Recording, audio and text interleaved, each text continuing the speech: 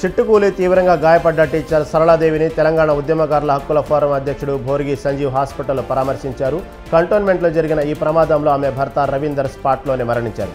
రవీందర్ కుటుంబానికి 50 లక్షల పరిహారం, ఫ్యామిలీలో ఒకరికి ప్రభుత్వ ఉద్యోగం ఇవ్వాలని డిమాండ్ చేశారు. లేదంటే రిలే నిరాహారదీక్ష చేస్తామని హెచ్చరించారు.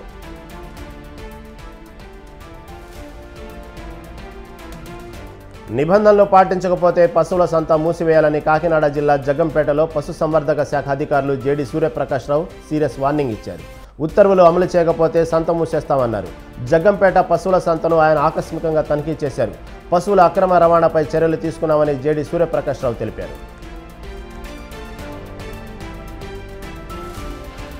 జల్సాల కోసం చోరీలు చేస్తున్న 2 పాత నేరస్తులను సుల్తాన్ బజార్ పోలీసులు అరెస్ట్ చేసి రిమాండ్కు తరలించారు.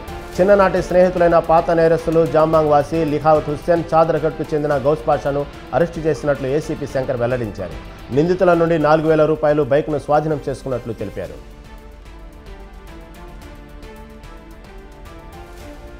ములుగు జిల్లాలోని సరిహద్దు ప్రాంతం రాజుపేట కెనరా బ్యాంకులో భారీ ఎత్తున ఖాతాదారులు బంగారం గోల్మాలైన విషయం ఆలస్యంగా వెలుగు చూసింది.